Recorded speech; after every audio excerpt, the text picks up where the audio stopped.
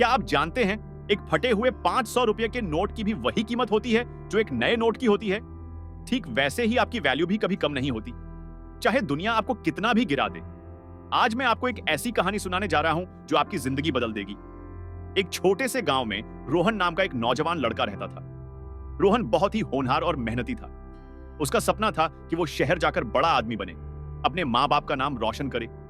अपने सपनों को पूरा करने के लिए रोहन गांव छोड़कर शहर चला गया।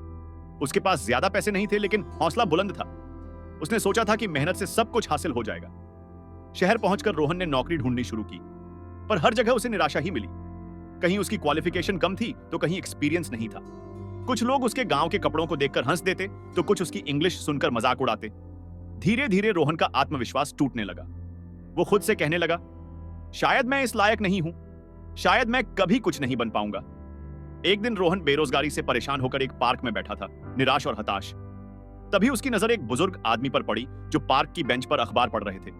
उनके चेहरे पर एक अजीब सी शांति और संतुष्टि थी। रोहन ने हिम्मत करके उनसे बात की, चाचा जी, आप बहुत खुश लग रहे हैं। क्या आप मुझे बता सकते हैं कि जिंदगी में खुश और सफल कैसे बने? बुजुर्ग ने मुस्कुराते हुए अपनी जेब से एक 500 रुपए का नोट निकाला और पूछा, बेटा, इसकी कीमत क्या है? रोहन ने कहा, 500 रुपए। बुजुर्ग ने उस नोट को मोड़ दिया और फिर पूछा, अब इसकी कीमत क्या है? रोहन बोला, अब 500 रुपए भी 500 रुपए ही है।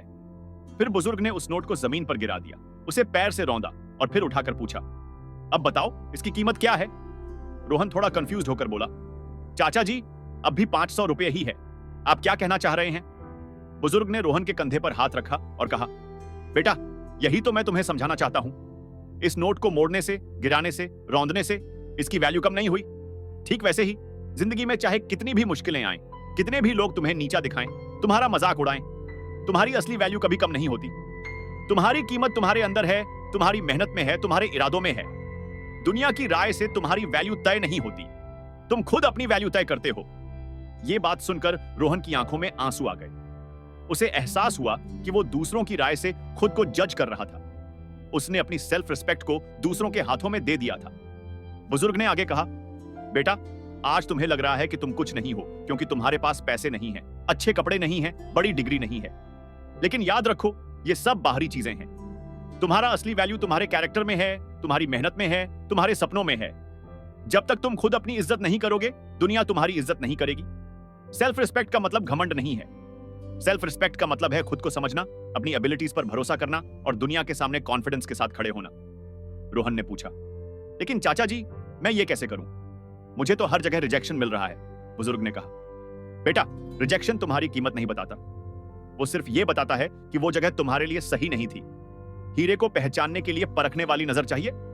हर कोई तुम्हारी वैल्यू नहीं समझ सकता, लेकिन इससे तुम्हारी वैल्यू कम नहीं हो जाती। आज से तुम ये तय करो कि तुम अपनी वैल्यू खुद तय करोगे। लोग क्या कहते हैं ये मैटर नहीं करता। तुम अपने लिए क्या करते हो ये मैटर करता है। खुद पर भरोसा रखो, अपनी मेहनत पर यकीन रखो और कभी भी अपनी सेल्फ रिस्पेक्ट को किसी के हाथ में मत दो। उस दिन रोहन की जिंदगी बदल गई। उसने डिसाइड किया कि अब वो दूसरों की वैलिडेशन के लिए नहीं जिएगा। उसने अपनी सेल्फ रिस्पेक्ट को वापस पा लिया।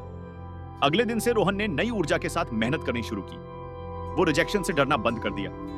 हर इंटरव्यू में वो कॉन्फिडेंस के साथ जाने लगा। उसने अपनी गलतियों से सीखना शुरू किया, लेकिन अपनी वैल्यू पर कभी सवाल नहीं उठाया। 3 महीने बाद रोहन को एक अच्छी कंपनी में जॉब मिल गई।